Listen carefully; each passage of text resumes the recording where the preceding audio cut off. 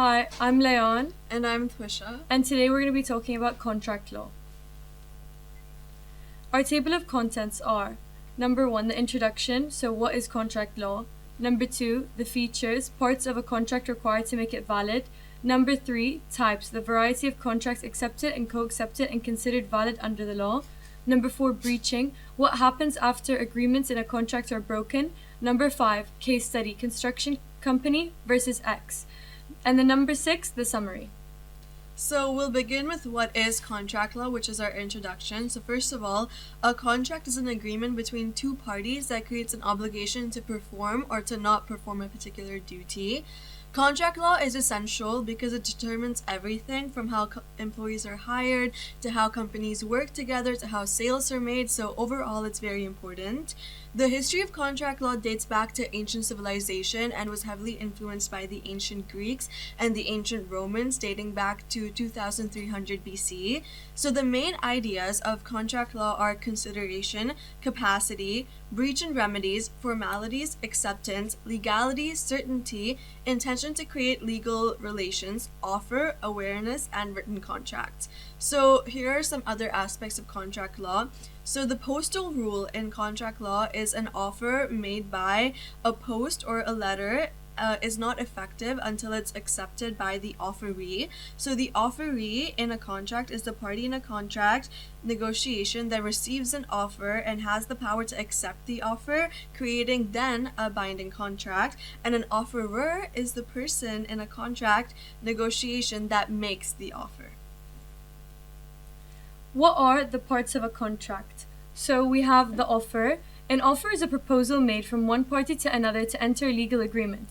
An example, a business deciding to change a certain product, a certain amount is an offer. Acceptance.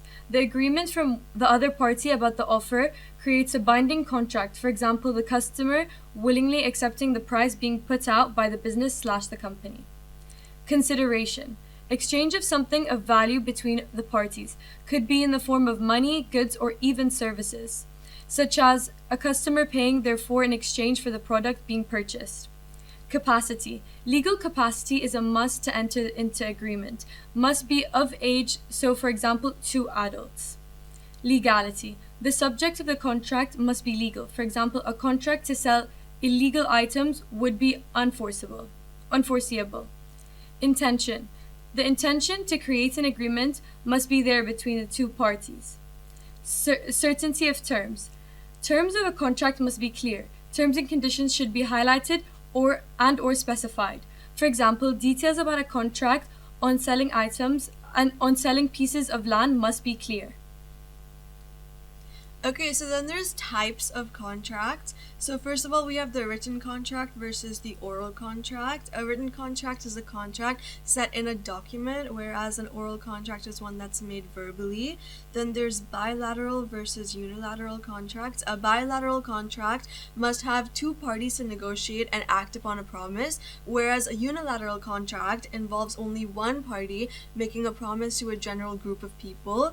Then there's express versus implied contract. An express contract is where there is a clearly stated whether in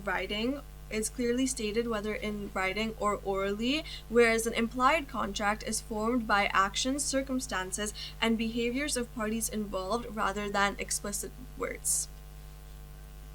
Breaking a contract and what happens next.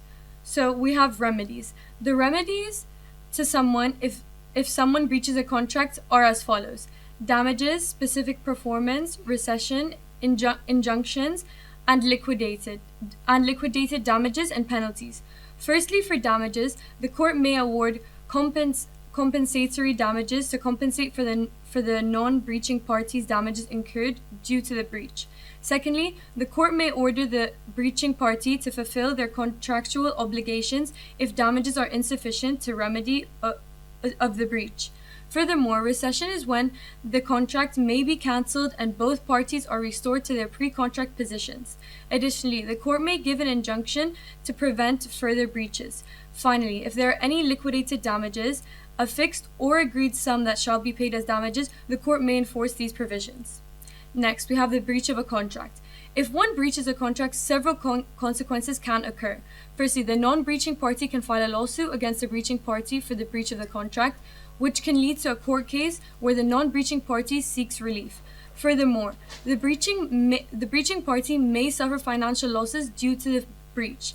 Breaching a contract may also harm the breaching party's reputations, making it harder to enter a future contract or business relationships. The non-breaching party may terminate the contract. So now there's a hypothetical case study based on Bahraini law about contract law, and this is written in the form of a legal memorandum that you would submit to one of your superiors in the workplace. So first of all, there's the question presented, which is, did the construction company breach their contract violating Bahraini law? Then there's the brief answer where you would say, yes, the construction company did breach their contract and participant X may now request compensatory charges. This is as long as the contract included all the necessary features to make it valid under law, such as the offer, acceptance, consideration, capacity, legality, intention, and certainty of terms, which, as we said before, are the different parts of a contract. Then there's the facts of the case, which is that participant X signed a contract with a construction company to build a residential villa within the set time frame of 12 months. The contract included a clause with a caveat that each week the construction company delays, they will pay participant X 1% of the total contract price, which is BD 100,000.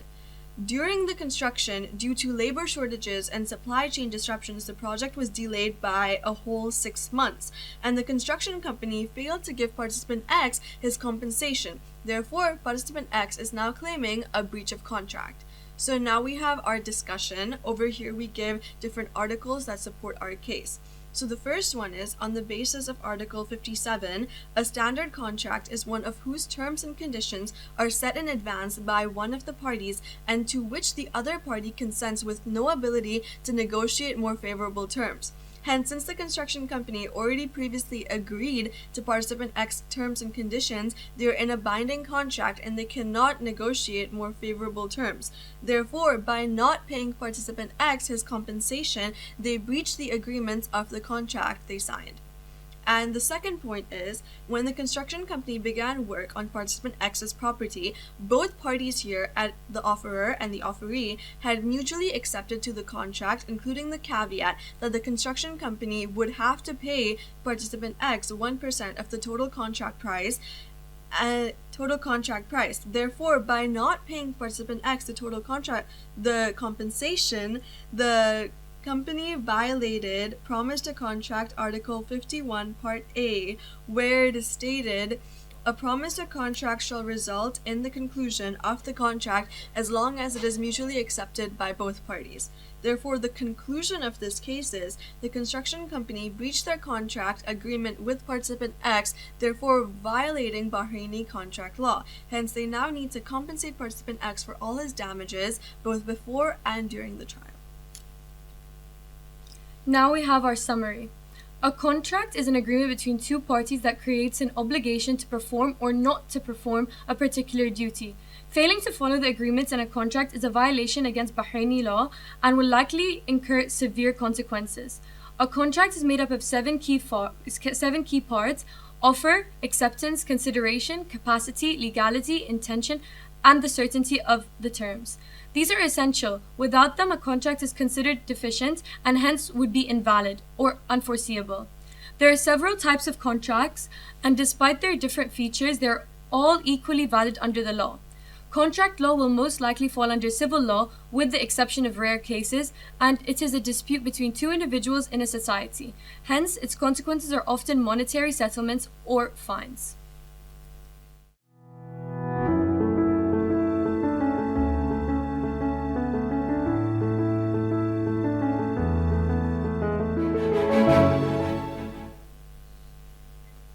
Success starts with school. It's a common saying around the world by parents and professors alike. It moves from kindergarten to middle school to high school and finally to university. At the lower levels like A-levels and GCSEs, it works as an all-encompassing experience, paving the way to your future. The journey we undergo to get there is arguably, for most people, quite a sheltered one. From the days we start school to the time we graduate to go to university, we usually live in a house that's paid for. We go to a school that teaches us everything we need to know. But most of all, we get to know what it feels like to be in a sheltered society. This all breaks down at university. At this level, you're flung into a system where there is a mimicry of the real world for once, as your success depends on you entirely and your progression, and not the school you go to. In my eyes, law school could accommodate a few of these factors to help guide you into the real world. Firstly, let's talk about some real life situations. Law school is not the glorious road you expect it to be. People skills are just as important as intellectual skills in law, with a few notable examples. On the topic of guiding, in the eyes of many distinguished professionals around the world, law school lacks the basic framework to teach people about the basic practices of business, as well as spoken skills. It's an incredible feat for somebody to memorize the whole of the American Constitution or anything of such, which we do or which we have been taught to do in some of our scholarly activities. Yet the information that we need is not purely intellectual, but we also need to know how to market ourselves. In addition, law is a murky profession. Theorized by Charlene Oshogo, for every yes or no question that you have, there are a million well, maybe answers. In the real world, law school is a profession with no right or wrong answers. If you were to walk into a hospital or any sort of mathematical facility, chances are you'd hear around 20 people arguing for what the right answer is, as there is some sort of specificity to it. However, the fight for precision is everlasting, but not in law. You strive to look into things, but most times people can feel clueless about what they need to do, and that's okay. To add to this, ambiguity is a must-know for any aspiring law professional. According to a meta-analysis by Sage, missing data continues to thrash the world of law firms. There are 3 types of missing data that people need to know according to the London School of Economics and Political Sciences. MAR, which is missing at random, MCAR, which is missing completely at random, and MNAR, which is missing not at random. However, it doesn't matter what missing data there is. Just as long as if there's something missing, that's worse off for any sort of law firm around the world. All law firms alike are plagued by these realities, that there might be missing sets of data, open-ended laws, in which lie heavy areas of uncertainty. Lawyers, when they're fresh into the world of real law, aren't usually circumspect about the very intricate aspects of these. These tend to be left out, so students in higher learning require the depth and perception to look into these things in a lot greater detail, which sometimes the degree does not completely entail to you once you start. It's about the split-second decisions, the gut feelings, the confidence, and about thinking on one's feet, and not just reading books and writing dissertations. Now, let's dive into some of the emotional aspects of law. Since the end of the 90s, the Millennials and Generation Z members have developed on the long uncared for aspects of law and long uncared for aspects of ourselves, our emotions. It's surprising that the first time somebody who said the word emotional intelligence in a doctoral dissertation was only in 1985, written by Wayne Payne. Nevertheless, the widespread growth of awareness about feelings spreads into every corner of our lives. Coined by Law Scott, the disregard of personal and emotional well-being is seen to have a powerful and often pernicious effect on aspiring lawyers. In simple terms, lawyers try to base themselves around role models, titans of the industry, and try to mimic their stoicism and their hardship. However, this can lead to problems within ourselves and problems within our relationships. Firstly, let's start by stating the obvious. Law drains a person. A job so full of vacillation and indecision due to the immense thrill you get that we don't even want to experience it. One of our basic needs in our lives is to feel, and we don't realize the power it reigns. This, in turn, can lead to dire effects like depression and worse. In a 2016 survey, out of 12,585 practicing lawyers in New York, 28% were under depression or any sort of depression symptoms. We tend to look into law so seriously that we actually deprive ourselves of a human requirement. The disregard in our own selves can potentially lead to critical dietary problems, mental health imbalances, and in some cases, even the development of fear in our own abilities.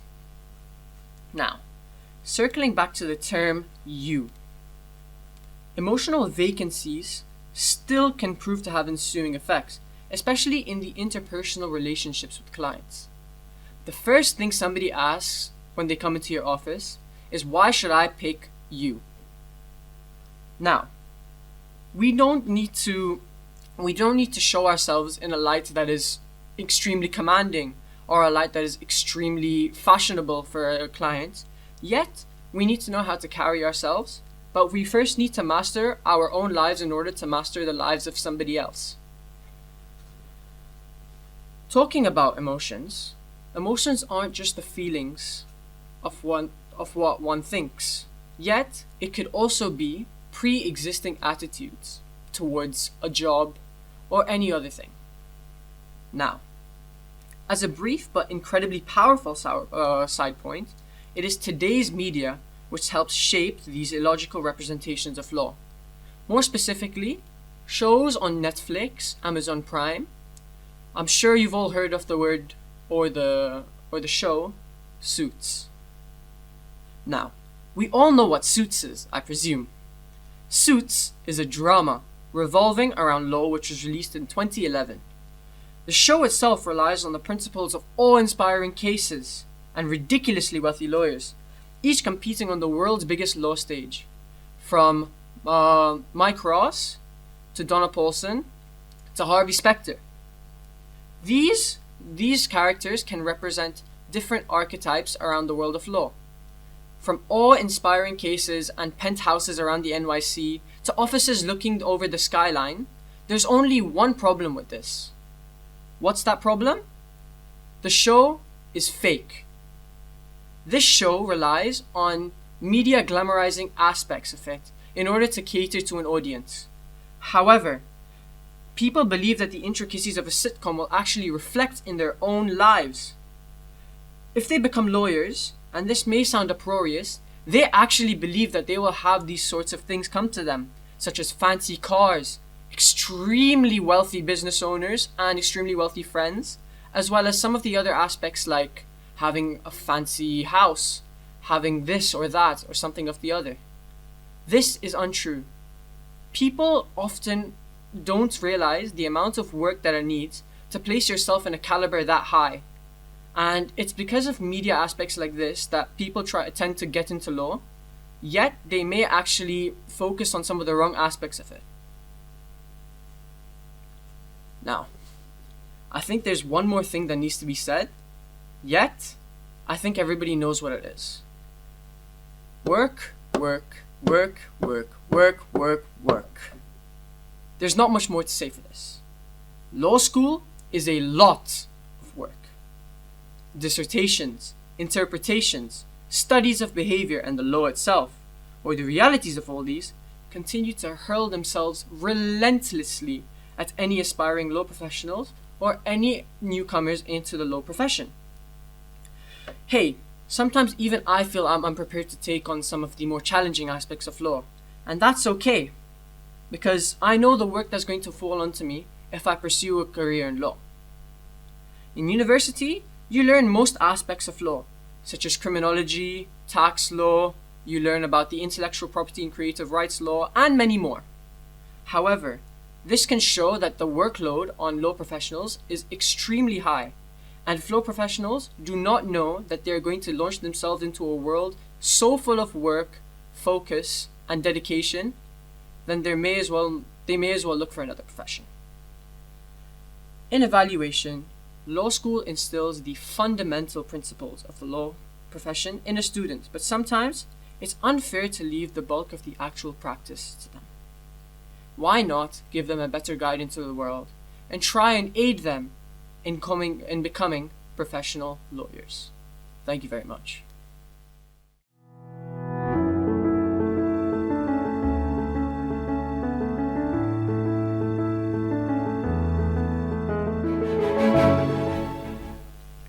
my name is Guy Parks, Hello, my name is Zaid Van Tonder. and this is Psychology Behind Stutters. Here's a video of the late King George VI.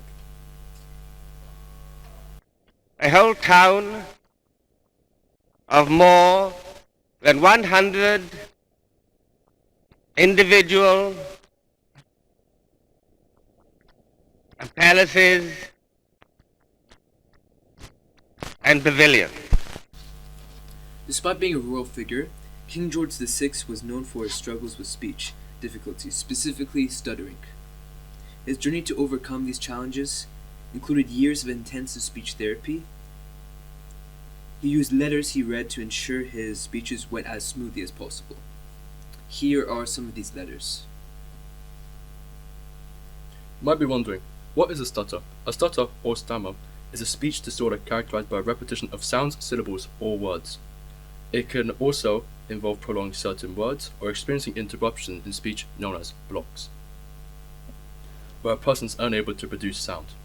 More than 80 million people worldwide stutter, and about 5% of children go through a period of stuttering that lasts 6 months or more.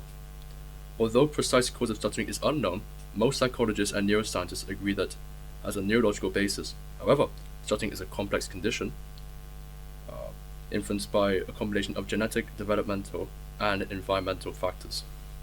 Not all stutters are the same. Psychologists categorize stuttering into three main types: neurologic, psychogenic, and developmental. Each type has distinct causes and characteristics, and understanding these differences is essential for effective treatment. First one is developmental stuttering, and its most common form typically begins between the ages 2 and 5, a critical period for language development. This type is characterized in disruptions of normal flow of speech as repetitions, prolongations, or blocks. It is often associated with delays in speech and language development. Neurologic stuttering, however, is caused by damage to the brain or nervous system. Unlike developmental stuttering, which is in childhood, neurologic stuttering usually occurs in adulthood, often following events like strokes, traumatic brain injuries, or diseases affecting the brain. For example, veterans with traumatic brain injuries are a common group affected by these types of stutters. Finally, there's a psychogenic stuttering. This type stems from psychological or emotional factors such as trauma, stress, or anxiety. It often develops suddenly during significant life events and a clear connection between the mind and body. Unlike neurologic and developmental stuttering, psychogenic stuttering is not linked to damage but rather mental health and well-being.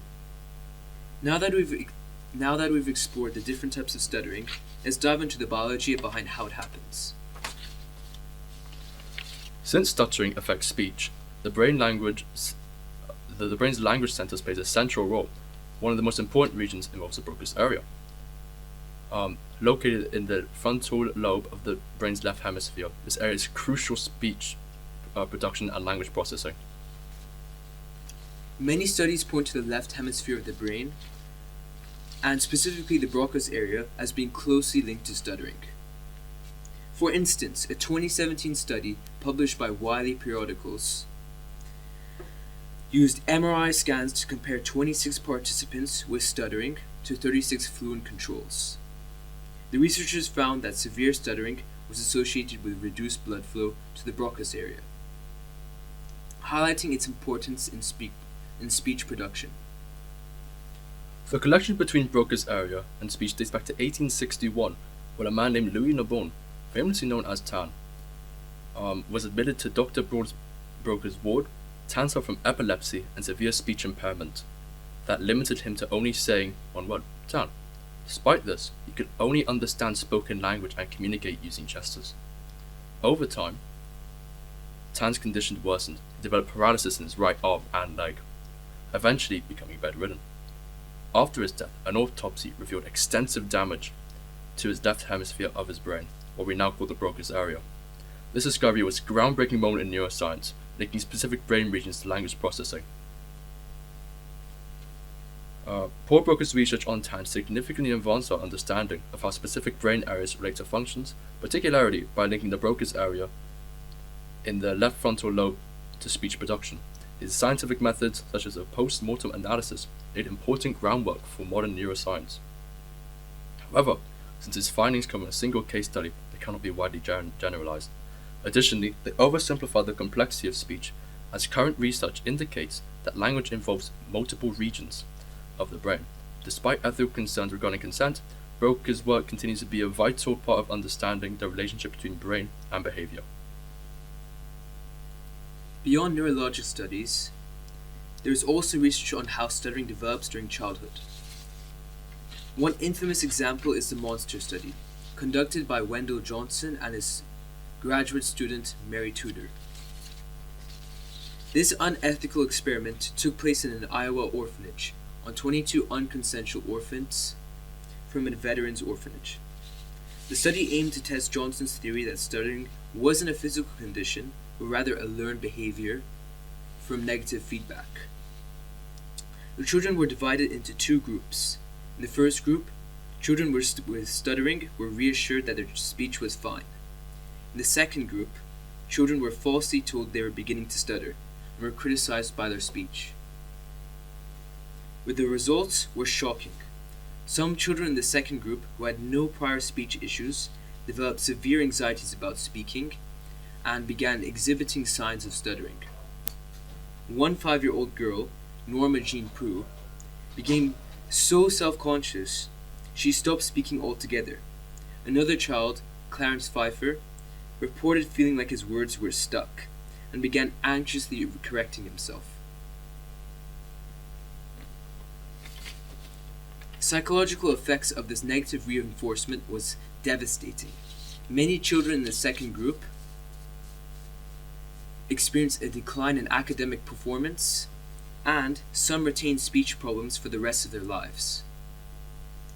This study, though deeply unethical, highlighted how external factors, like criticism and bullying, can contribute to the development of a stutter and contributes to the idea of a psychogenic stutter. Whilst the Monster Study remains a dark chapter in psychological research, it does provide insight in how stuttering can develop in childhood, and how stuttering can be influenced by environmental factors. So we've looked at the causes and case studies related to stuttering, but now how can it be treated? Let's focus on developmental first.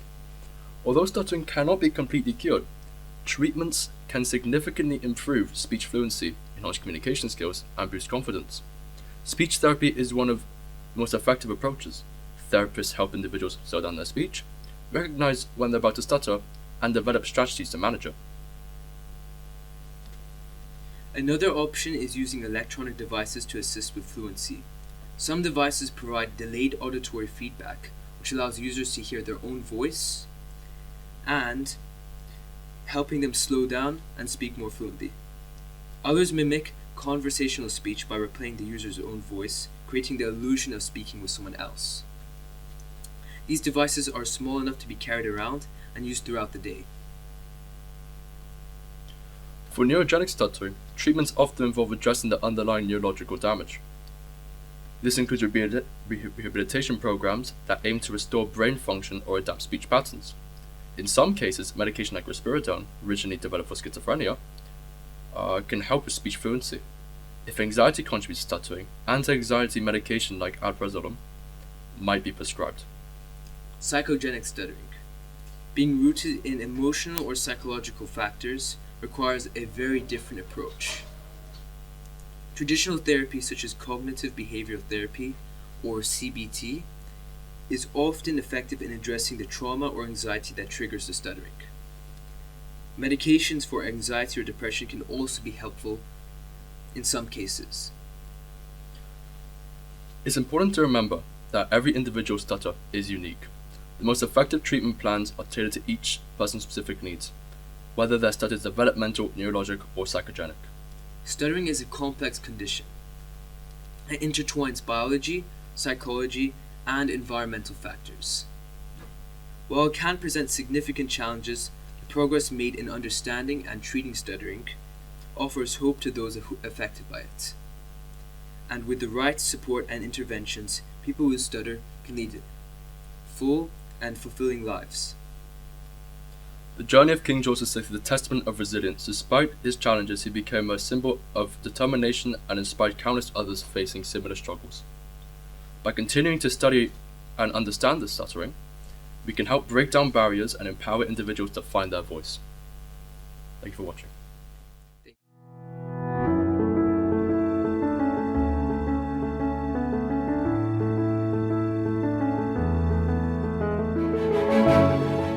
The role of glaciers in climate change. The table of contents. What are glaciers and how are they formed? They are large bodies of ice that forms from the accumulation and compaction of snow over many years, often centuries. Glaciers flow slowly under the influence of gravity, moving from areas of accumulation where snow and ice build up to areas of ablation where ice melts. There are two types of movement of glaciers. The first one is basal sliding. This occurs when the glacier slides over a layer of meltwater at its base. The meltwater reduces friction, allowing the glacier to move more easily. Internal deformation. Ice within the glacier can deform under pressure. When these layers of ice are compressed, the ice crystals change shape and move past each other, allowing the glacier to flow. Although the flow movement of these glaciers depend on the flow rate, there are other factors which also affect the flow of movement. Temperature. Warmer temperatures can increase melting at the base, enhancing sliding. Slope. Steeper slopes lead to faster movement. Thickness. Thicker glaciers exert more pressure which influence their flow dynamics. How are they formed? Glaciers form when snow remains in the same area year-round. As snow accumulates to transform into ice, each year new layers of snow get buried and compress the previous layers. This compression forces the snow to recrystallize, forming grains. Gradually, the grains grow larger and the air pockets between the grains get smaller, causing the snow to slowly compact and increase in density. After about a year, the snow turns into firn, an intermediate state between snow and glacier ice. These large ice crystals become so compressed that any air pockets between them are very, very tiny. For most glaciers, this process takes more than 100 years. How do glaciers benefit countries that host them? Here are a few countries which host glaciers. The first one is Matanuska Glacier in Alaska, Perito Moreno Glacier in Argentina, and Prince William Sound also in Alaska. One of the main aspects that glaciers bring to the host country are the beautiful ice formations, such as crevasses, seracs, or icebergs that attract visitors and photographers. Glacier regions have their own ecosystem. This is being a home to alpine animals that live in cold regions. Polar bears, wolves, foxes, and hares are some of the many alpine animals that live in glacier regions. Due to glaciers melting, lakes may turn turquoise or emerald in color, which is fascinating to see. Tourists visit glaciers for hiking, skiing, or ice climbing, which helps boost the economy of the host country. Because many cultures are intimately connected to the glacier landscape, it brings forth many ideas such as in folklore art and even traditions. Glaciers can be used for the study of climate changes and geology as well. This enhances understanding of environmental problems and conservation issues. Here are a few images of crevasses, turquoise lakes, seracs, and icebergs. The impact of glaciers on sea levels.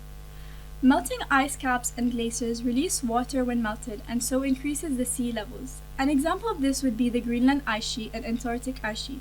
They hold vast amounts of ice, over 99% of fresh water on Earth, and their ongoing melting due to climate change contributes to an increase in global sea level rise.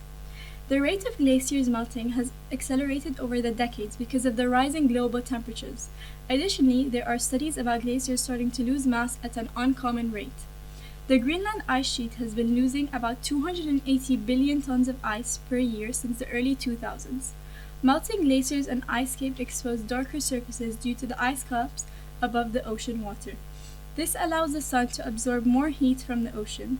This then leads to greater warming and more melting, which constantly exacerbates sea level rise. Rising sea levels also cause issues to the coastal communities. This is increased flooding and erosion.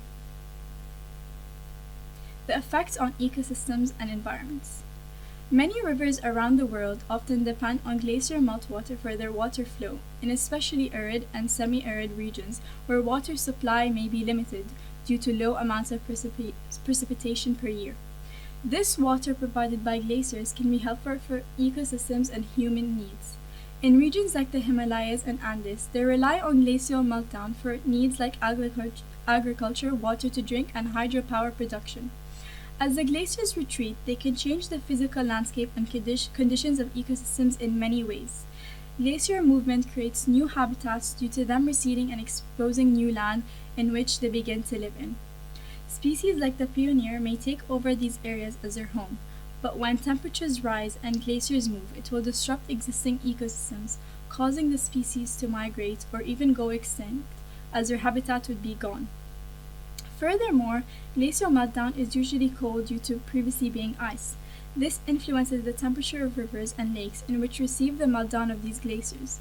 This may impact fish species who are sensitive to a change in living conditions. Fun facts. Glaciers form the largest reservoir of fresh water on the planet. They store 75% of the world's fresh water. The world's largest glacier is Lambert Glacier in Antarctica, measuring approximately 100 kilometers wide, 400 kilometers long, and 2.5 kilometers deep. Because glacier ice is so dense, it often appears as bright blue color. The Kuta Glacier in Pakistan has the record for the fastest glacier movement. In 1953, it moved more than 12 kilometers in 3 months. If climate change caused the Antarctic ice sheet to melt entirely, it is estimated that sea levels would rise by around 65 meters. This would mean that London would be underwater. Conclusion. Glaciers are large bodies of ice which are stunning to look at. They bring in many tourists into host countries with glaciers. This boosts the host economy overall and helps them on the studies of climate change. However, there are many side effects of glaciers, which we can reduce by everyone's help. Many of the ways in preventing glacier melting is by reducing carbon emissions, as it is one of the main causes of global warming in the world. By using renewable energy sources, it would benefit the environment as it does not emit any harmful gases. Adding on, raising awareness about the meltdown of glaciers will ensure others know about the horrible side effects which cause beautiful glaciers to melt down.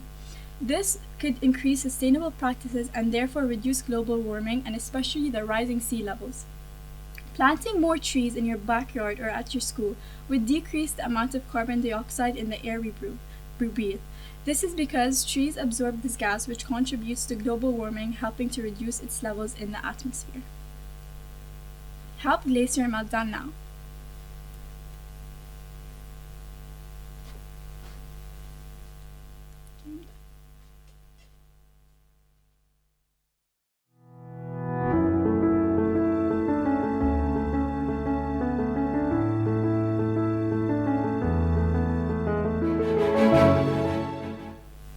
I'm Emily O'Shea, And I'm Seisha Lynch. and today we'll be talking about the 1906 San Francisco earthquake. Investigating its historical and geographical impact. Tectonics and location. The Pacific Plate, which lays beneath the Pacific Ocean, met the North American Plate at the San Andreas Fault. The San Andreas Fault runs the length of California from the Salton Sea in the south to Cape Mendocino in the north. As the two plates shifted past each other, intense pressure built up, with the Pacific Plate shifting northwest relative to the North American Plate. On the morning of April 18, 1906, this accumulated pressure was suddenly released in a powerful earthquake that struck coastal California. The earthquake caused the ground to rupture along 477 kilometers of the northern San Andreas Fault, with some areas of the ground shifting more than 20 feet apart. At around 5:12 on April 18, 1906, an earthquake with a magnitude of 7.9 on the moment magnitude scale struck San Francisco. For many years, the epicenter of the earthquake was believed to be near the town of Olena, located in Point Reyes region of Marin County, based on local earth displacement measurements. However, in the 1960s, a seismologist from UC Berkeley suggested that the epicenter was more likely to be offshore, northwest of the Golden Gate near San Francisco. This was evidenced by a tsunami recorded by a tide gauge at Presidio. The wave had an amplitude of approximately 3 inches and an approximate period of 40 to 45 minutes. Shaking was felt all the way from Oregon to Los Angeles and all the way inland to central Nevada. The 1906 earthquake preceded the development of the Richter scale by 3 decades. The most commonly accepted estimate of the earthquake's magnitude on the modern moment magnitude scale is 7.9, though values ranging from 7.7 to as high as 8.3 has also been suggested. The San Francisco earthquake and the resulting fires caused by the earthquake were one of the worst natural disasters ever seen in California, nearly destroying the entire city. The damage included over 80% of the city being destroyed, including 28,000 buildings. Most of these were wood buildings with a total of 24,600 and 3,100 brick buildings. Surface ruptures were also visible for miles, and impaired water mains meant water pressure was lowered and fires were not able to put out. Overall, there was an estimated property damage of $400 million from the earthquake and fires, with $80 million from the earthquake alone. This photo shows the City Hall, having taken 25 years to build before and after the 1906 earthquake, and as you can see, the damage is extensive. The earthquake was so strong it caused the City Hall to collapse in seconds, despite it supposedly being earthquake-proof. It also actually became a famous symbol of the earthquake and was widely photographed after the damage, often being sold on postcards. Although the initial earthquake and aftershocks were already damaging to the city, the uncontrollable fires which burned for 4 days and 4 nights afterwards were most destructive. It is estimated that 85 to 90% of total destruction of the city was actually caused by the fires rather than the earthquake itself. As shown in the top right corner picture, this led to the loss of a landmark building, the Palace Theatre, which has since been rebuilt. However, you may be wondering what actually caused the fires and why they were so damaging. Leaking gas is said to be the catalyst of the fires, which spread throughout the city, fueled by the collapsing fires and made impossible to control with the failure of the water system mentioned in the previous slides. Additionally, independent events such as the ham and eggs fire caused great damage. This event occurred when a woman lit her stove on the morning of the 18th to cook breakfast, unaware that the chimney was badly broken, subsequently destroying a 30-block area with a raging fire. Here is a map showing the extent of the fire in San Francisco. Dynamite. Another great failure in controlling the fires was a mishap with dynamite. As a desperate attempt at controlling the fires in the city, Frederick Funston and civil authorities decided on using dynamite to create fire breaks. The idea was that by deliberately blowing up buildings and other structures in the path of the fire, a wide enough gap could be created to stop the flames. The dynamite was carried out by city officials and military personnel, including the US Army. Although this had worked for other fires in the city before, their lack of knowledge meant the use of dynamite, instead of stopping the fires, sped up the fires. This was very controversial, as many argued that the destruction of buildings, including homes, was an unnecessary loss and that other methods could have been more effective. On the other hand, some believed it was the only viable option to stop the fire from spreading further. The aftermath of the earthquake was catastrophic. Due to the earthquake itself and the fires, around 80% of the city was left in ruins. More than 3,000 people lost their lives, and around 400,000 people were left homeless, where they sought out refuge in makeshift camps and shelters.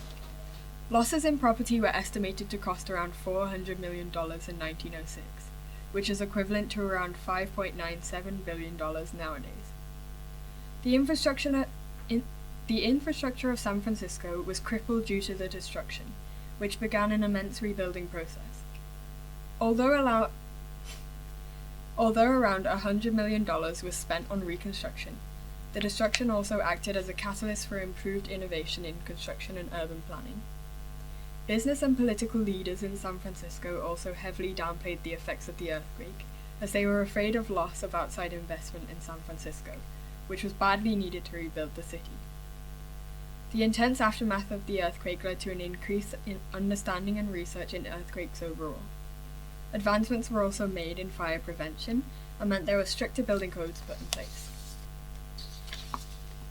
Response. The city of San Francisco was wrecked by the immense destruction caused by the earthquake. This meant firefighters were overwhelmed and, due to the broken water supply, could not do much to combat the fires. The US Army and the California National Guard assisted with rescue efforts and searching through rubble, preventing looting and restoring order. Police officers, firefighters, and soldiers frequently requisition passing civilians for tasks such as clearing rubble and assisting with rescues. The Red Cross put in an immense effort to provide aid to those affected by the earthquake by providing food, shelter, and medical aid to the displaced population. Donations were made from across the US and even internationally to help San Francisco. Within a week of the disaster, the homeless population of around 250,000 established and set up over 100 refugee camps across the city. The Army controlled 21 out of the 26 official refugee camps situated among the city, where they housed 20,000 refugees in military-style tent camps. These camps became empty as the city was rebuilt. The Presidio camps closed down first in June 1906. The improvised hospitals and outdoor kitchens were also set up in these places. Many of the city's hospitals were damaged and destroyed, including the UC Medical Department's dispensary clinic at Montgomery Street and the Park Central Emergency Hospital near Golden Gate Park. Therefore, the injured were evacuated to the Presidio's Post and general hospitals in the west of the city. An example is the Army General Hospital, which opened its doors to help citizens. Reconstruction after the earthquake was swift. Most reconstruction was completed by 1915. Many people pushed for stricter building codes and a ban on wooden structures, but this had to be compromised because of the desire for speed of reconstruction. Although rebuilding was relatively fast, many people were still left homeless. At first, displaced people took shelter in refugee camps and later in temporary earthquake cottages, as discussed earlier, which we can see in the photo in the bottom left of the slide. These were gradually replaced by permanent housing. This short clip shows the cottages in more detail. A notable figure in the rebuilding after the earthquake also includes Michael Morris O'Shaughnessy, also known as the Irishman who built San Francisco. He was an Irish civil engineer who became city engineer for the city of San Francisco, developing the San Francisco Municipal Railway and the Hetch Hetchy water system. Here is a before and after view of the ferry building from Stewart Street after the earthquake and fires. Another example is the ruins of the coal building, California Street at Montgomery.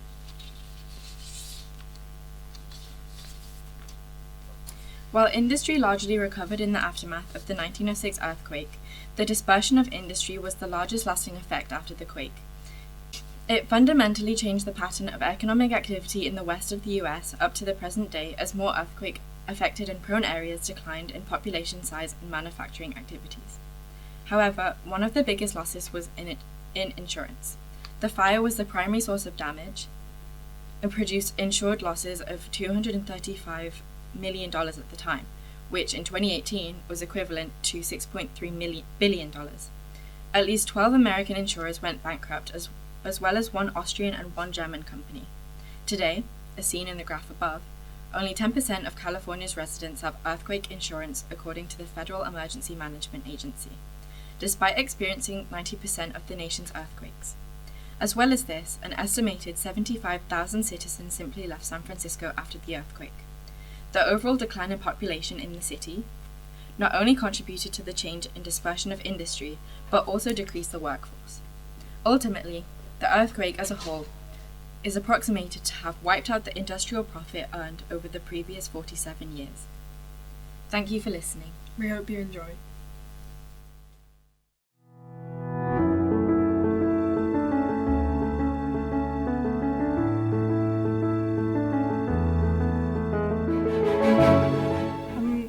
Hi, my name is Minna, and today I'll be talking to you about how parenting styles influence the development of a child's personality and social skills. From the moment a child is born, their environment and particularly their interaction with the caregiver shapes not only their cognitive and emotional function, but also their social and personality traits. Through interactions, parents contribute to the development of traits such as self-esteem, resilience, and empathy, while also teaching children vital social skills like communication, cooperation, and conflict resolution. Parenting styles is a term used to describe the different strategies parents utilize when raising children. The four main parenting styles encompassing authoritarian, uninvolved, authoritative, and permissive approaches serve as frameworks that dictate how parents interact with their children.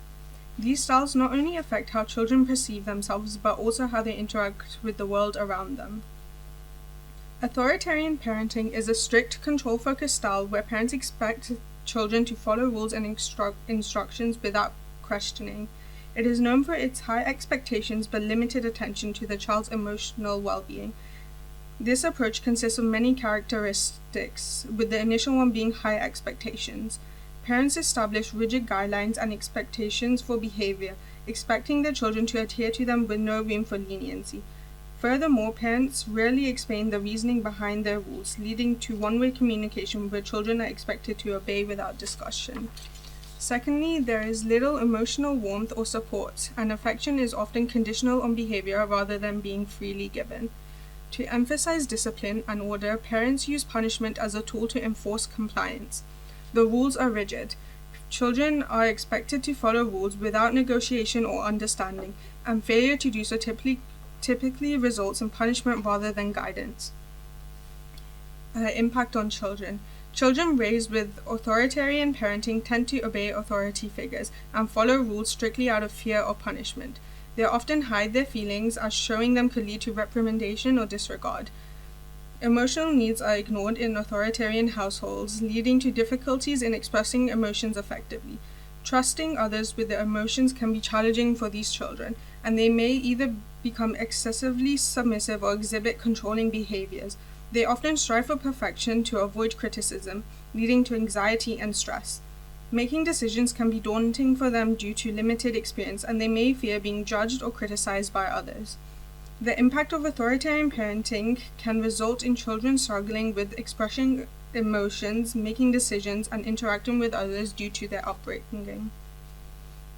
Uninvolved parenting, also known as neglectful parenting, is a disengaged and indifferent style of parenting where parents provide minimal emotional support, guidance, or involvement in their child's life. While they may meet basic physical needs like food, clothing, and shelter, they are often detached from their child's emotional, social, and developmental needs. Often, uninvolved parenting is not deliberate but stems from the parent's inability to cope with their own challenges such as mental health issues or substance abuse. A lack of awareness about the importance of emotional development in a child's development. Furthermore, parents are emotionally distant and do not engage with their child's feelings or experiences. There is little to no affection, encouragement, or validation of the child's emotions. This approach also tends to lack rules and discipline. When discipline is applied, it is inconsistent. Children are often left to make decisions without guidance. The impact on children. Children may struggle academically and lack motivation if they do not receive support or interest from their parents. Without recognition for their accomplishments, they may feel unfulfilled in their learning journey. A lack of parental involvement can lead to difficulties in completing tasks and studying, resulting in academic setbacks. This can also lead to an increased risk of turning to drugs or alcohol to cope with feelings of neglect or low self-esteem. Moreover, inadequate parental supervision can lead to experimentation with dangerous substances and risky behaviors. Children may also exhibit aggressive or hostile actions towards others due to a lack of emotional support and guidance at home. This can result in the development of antisocial behaviors and struggles in forming healthy social connections. The emotional neglect from uninvolved parenting can cause feelings of worthlessness and sadness, leading to worsened depression symptoms in children. Authoritative parenting is widely regarded as one of the most effective parenting styles.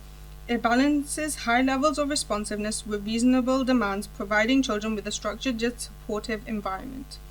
Parents using this style set clear expectations and boundaries, but are also nurturing, communicative, and willing to adapt to their child's needs. One key characteristic is that this style is warm, empathetic, and supportive. Parents are deeply invested in their child's emotional well-being. They consistently show affection, understanding, and encouragement, creating a secure bond with their child. Furthermore, clear and consistent boundaries are set. Rules and expectations are well defined but not overly rigid. Parents take their time to explain the reasoning behind rules, helping children understand their purpose. Consequences for breaking rules are fair, consistent, and focused on learning rather than punishment. Encouragement and independence is also key to authoritative parenting. Parents allow children to make age-appropriate choices, fostering autonomy and problem-solving skills. While independence is encouraged, parents remain actively involved and ready to provide guidance when needed. Finally, parents create an environment where children feel comfortable expressing their thoughts and feelings. Two-way communication fosters trust and respect, making it easier for children to seek advice or share concerns. Parents listen attentively and validate their child's perspective, even when setting boundaries or correcting behavior. Impact on children. Children with positive social skills are able to develop empathy, understand, and respect others' feelings. They excel in teamwork, communication, and cooperation, and therefore are able to form and maintain healthy relationships. By observing their parents' communication skills, they also learn conflict resolution and negotiation techniques. Parental involvement and encouragement lead to strong work ethic and motivation in children, helping them feel confident in solving problems and tackling challenges. Authoritative parenting promotes independence and self-assurance, while setting clear boundaries helps children develop self-control and accountability. Discipline focused on education rather than punishment leads to better decision-making and reduces defiance in children. Permissive parenting involves high warmth and responsiveness, but minimal demands or discipline. Parents are more like friends, avoiding conflict and prioritizing the child's immediate happiness over setting boundaries. Permissive parents prefer to avoid saying no or engaging in confrontations. They want to maintain peace and prioritize the child's immediate happiness over discipline. They tend to be highly nurturing and affectionate. Permissive parents are very warm, loving, prioritizing their child's happiness above all. They create a caring environment where the child feels emotionally supported. There are minimal expectations for behavior, and rules are either not established or inconsistently enforced. Children have significant freedom to do as they please, often without consequences. Permissive parents often give in to their child's demands, providing what they want rather than what they need. This can include allowing children to make decisions they are not yet mature enough to handle. The impact on children. Children raised by permissive parents may struggle with egocentric behaviors and difficulty in adhering to limits in relationships. This can make it challenging for them to collaborate effectively with others, resulting in trouble building lasting relationships. Insufficient rule enforcement can lead to impulsive actions and a lack of self-discipline. In school, they may disregard authority figures due to a lack of boundaries at home. Without structured discipline, they may have trouble managing emotions, handling setbacks, and developing coping skills. This can result in low self-confidence, anxiety, and difficulty navigating stress or adversity. Ultimately, the absence of clear expectations and stability may leave them feeling loved but insecure. In conclusion, parenting styles are a cornerstone of each child's emotional, social, and academic development. Each approach has a profound and lasting impact. Authoritative parenting stands out as the most effective, combining warmth, support, and structure to foster independence, self-discipline, and healthy relationships. In contrast, authoritarian parenting, while structured, often leads to anxiety, low self-esteem, and social challenges. Permissive parenting, though nurturing, can result in impulsivity, poor discipline, and academic struggles due to a lack of boundaries. Uninvolved parenting is the most detrimental, with neglect leading to emotional insecurity, risky behaviors, and long-term difficulties in relationships and self-worth. The key takeaway is that a balanced approach that provides both love and clear expectations is essential for promoting a child's holistic development and preparing them for a successful future.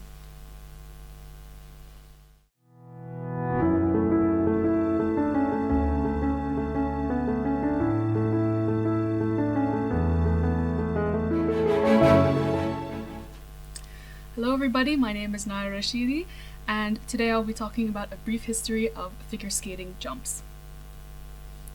So before we talk about exactly how they developed, we should first know the history of figure skating, especially the figure skating boot. Now, originally, boots were not made to cut the ice. They were animal bones that were attached to one's shoes by a piece of string or any sort of mechanism similar to that. And instead of cutting through the ice, they would simply glide over them. Now, this was used not specifically for any sort of artistic activity or sport, but more as a form of transportation. And this was first found 3000 BC in Scandinavia and Russia. Now, the famous fans of figure skating throughout history are pictured here. We have King Louis XVI, Napoleon I, Napoleon III, and Emperor Rudolph II. Although at their times, figure skating was an recreational activity that was essentially reserved for the elite members of society. And it was interesting in its own regard, as men and women could mix and socialize together unchaperoned. So it was quite popular amongst the younger generation. Now we have the revolutionary 19th century. So in 1813, Jean Garçon published Le Vrai Patineur, which translates to the true skater, and it was essentially a manifesto where artistry and sport was combined to create figure skating. And he was the first person to relate this sport to ballet. And he emphasized artistry and multi-directionalism, meaning that you shouldn't just be able to move forward in skates, but backwards, the side, in any sort of way that would suit your artistic desires. So in 1830, the London Skating Club was created, and it is still in use. It is the oldest skating club. And then, of course, we have Jackson Hines, which we will get into later on. In 1882, Vienna hosted the first international competition of skating. It was the very first of its kind, and the creation of ISU followed that in 1892. The ISU is the International Skating Union, and it is the governing body of figure skating. They decide exactly how much value each element has and how things should be scored, and they still are the governing body. They still are the governing body, and they are the oldest sports union that is still in use. Now, the first World Championship, which is, again, a championship that still takes place to this day, it happens near the end of the figure skating season in March, took place in 1896 in Strasbourg in Germany, and the winner was Gilbert Fuchs.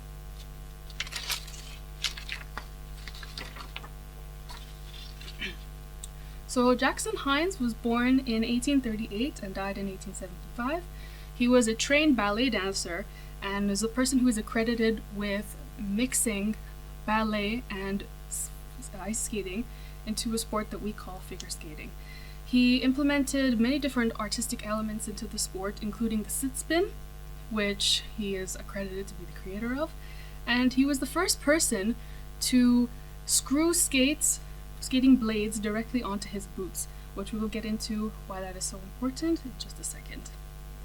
Now, this is what he created, the modern skating boot.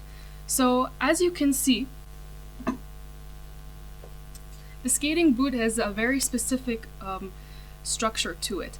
There is a blade that is slightly curved, and there is an area here called the rocker, which is where spins and turns take place. We also have the toe pick, which is used in assisting for jumps and any kind of trick where there is a stopping taking place. And if you look here, there is a diagram pictured of the blades of a figure skate, which is very specific, as there is a slight curve on the inside, meaning that you will have an inside edge and an outside edge. Now, this is essential for turns and spins and the opening for many different jumps.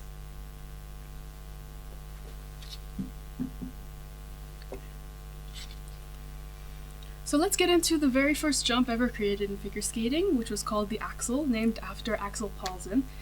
This is considered the hardest jump in figure skating, as it's the only one that takes place starting off from the front. Now, all jumps land backwards. So if you start from the front, either you will have to have a half revolution or you will have to have a 1.5 revolution. And this is why it's so much more difficult than other ones, as it adds in this extra half revolution that other jumps do not have. So it is first created in 1882 and was not actually landed with figure skating skates, but with speed skates instead. And we'll go in through a history of firsts. The first woman to land it in competition was Sonia Haney, and the first doubles were done by Dick Button in 1948 Winter Olympics, and Carol Heiss was the first woman to land a double axel in 1953. Now, the first triple axel done by a male skater was Vern Taylor in the 1978 World's Championship. And of course, we have Midori Ito, who was the first woman to land a triple axel in international competition. She did it in 1988 with the NHK Trophy. The first quadruple axel was done in 2022 by skater Ilya Malinin, and it was essentially deemed impossible before he landed it. We always have this mentality in skating that the next amount of revolutions in a jump is impossible. They thought the same thing about the triple axel, and they thought the same thing about the quadruple axel. But now we have it landed in international competition, and it has been recognized as an official jump. No other person has landed it except for him.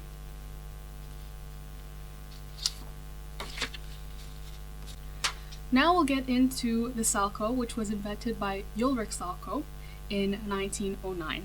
So Ulrich Salchow was actually the president of the International Skating Union between 1925 and 1937.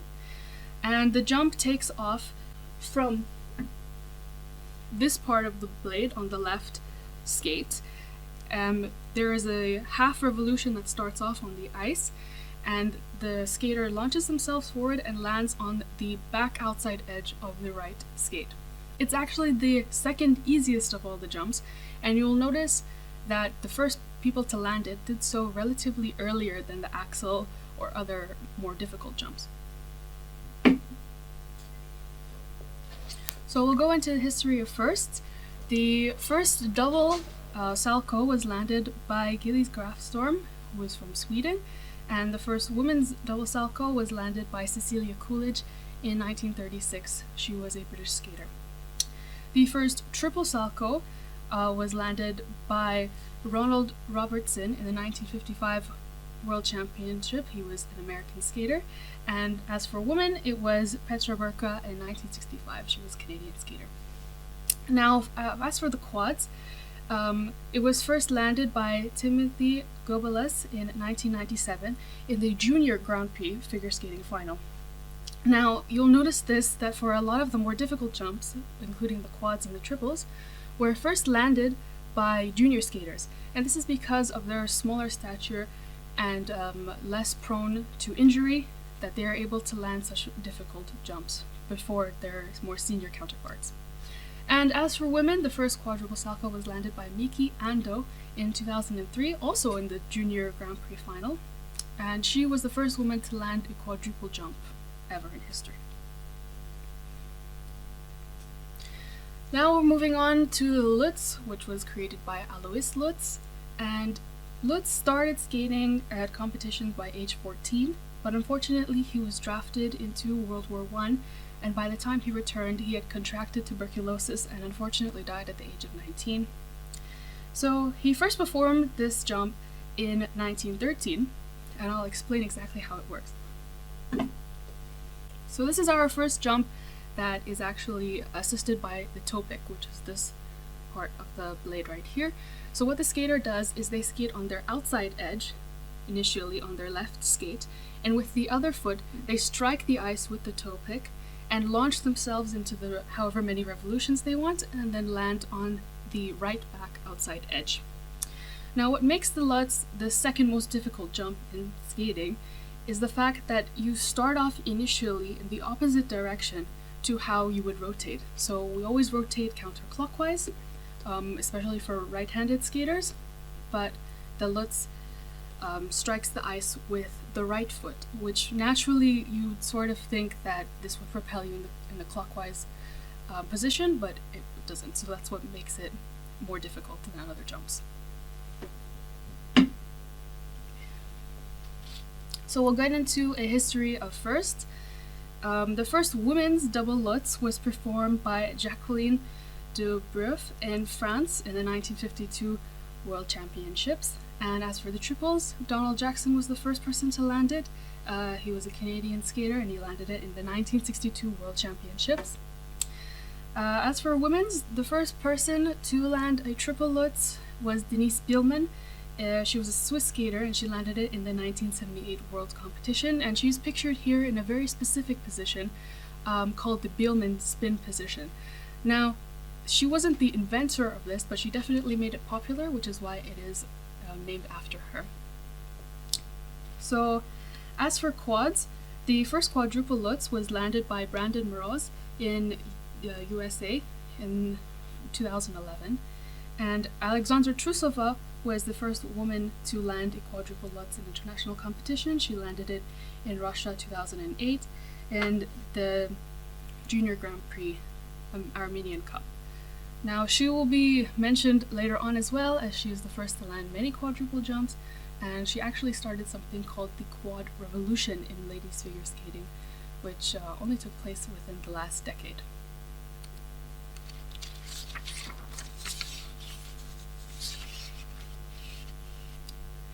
Now we have the flip jump, which came as a sort of counterpart to the Lutz. It's essentially the same thing, but instead of starting off on the outside edge, you start off on the inside edge. So there isn't really one person who invented it, it just came along as it was so similar to the Lutz.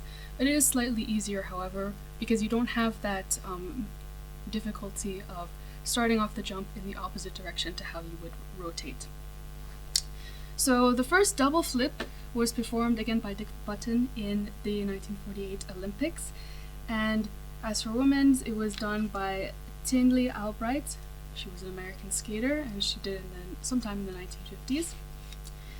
Now, the first triple flip done by a male skater was Vladimir Kovalev, who was a skater from the Soviet Union, and he landed it in 1977. And the first triple flip by a woman was done by Katharina Witt of East Germany in 1981 European Championships. As for the quads, the first quadruple flip done by a male skater was by Shomo Uno of Japan in the 2016 Team Challenge Cup, and as for women, it was again Alexandra Trusova in the Russian 2020 Grand Prix final.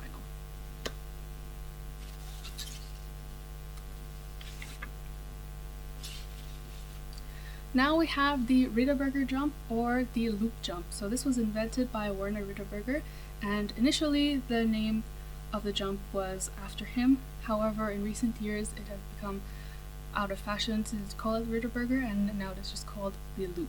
So it was invented in 1910, and Ritterberger was actually the silver medalist from the 1910, 1911, and 1912 World Championships. The first double loop was performed by Karl Schaefer in 1926 in Austria, and for women's it was done by Cecilia Coolidge in the 1936 Winter Olympics. The first triple Lutz was again performed by Dick Button in the 1952 Olympics, and the first triple loop by women's was Gabrielle Seifert of East Germany in 1968. The first quadruple loop was performed by Yuzuru Hanyu of Japan in the 2016 Autumn Classic, and the first quadruple loop has officially never been landed by a female skater.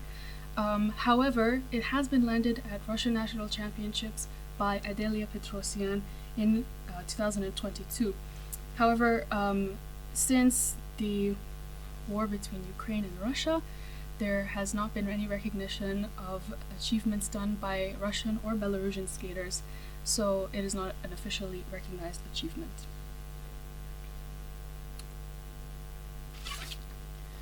Finally, we have the toe loop, which was invented in 1920 by Bruce Matz, and this is actually the easiest jump in figure skating.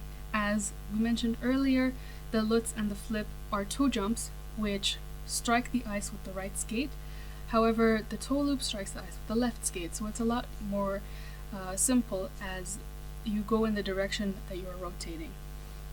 The first double was performed again by Dick Button in 1948, and the first double for women was landed by Helena Littman in 1952, the US Championships. The first triple was performed by Thomas Litz in 1964 Worlds, and for women it was Jeanette Lynn in 1967 USA. The first quadruple toe loop by men's was landed by Kurt Browning of Canada in the 1988 Worlds, and this was actually the first ever quadruple toe loop landed by any skater, which was previously deemed to be impossible. However, after this achievement, it has since come in fashion, and nowadays landing a quadruple in competitions is essential for any sort of placing on the podium, especially in men's competition. Now, as for women, the first woman to land a quadruple toe loop was Alexandra Trusova in the 2018 World competition. So this has been all 6 of the officially recognized ISU jumps throughout history and their development. Thank you so much for watching.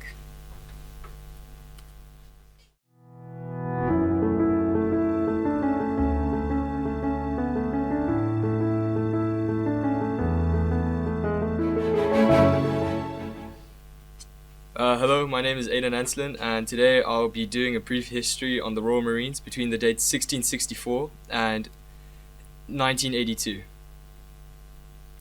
The formation of the Marines.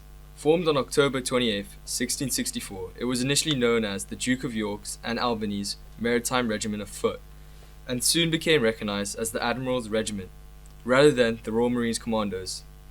This regiment was a first official infantry regiment under the Navy. Early British Empire. On April 1755, it became His Majesty's Marine Forces and largely acted as police aboard naval ships or protected them when being threatened by being boarded. When on naval ships, Marines would live and stay in separate living quarters compared to the rest of the ship's crew. 1800s. In 1802, the organization was renamed to the Royal Marines by King George III. During the Napoleonic Wars, the Royal Marines played a vital role in notable naval battles, such as the Battle of Trafalgar, and engaged in multiple amphibious actions. In 1854, during the Crimean War, 3 Royal Marines earned the Victoria Cross, and after 1850, as naval engagements decreased, the role of Royal Marines evolved. They became the first to land and engage in skirmishes, and often acted as shock troopers, with defending troops from larger forces such as sailors, infantry, and artillery before they all landed. World War I. In the First World War, whilst having their usual stations aboard naval ships, they also participated in notable events such as the landing of Belgium in 1914 and helped in the defense of Antwerp against the oncoming German armies. As well as that, they also participated in the landing of Gallipoli in 1915 and continued to carry out various raids on German positions throughout the war. World War II. In 1942, the Royal Marines were reorganized into the Royal Marines Commandos, known as they are known today. During the Second World War, the commandos participated in numerous significant operations, including the Dieppe Raid. This amphibious raid targeted German-controlled parts of Dieppe in northern France, aiming to test German coastal defenses, gather intelligence, and assess the feasibility of an amphibious assault on France.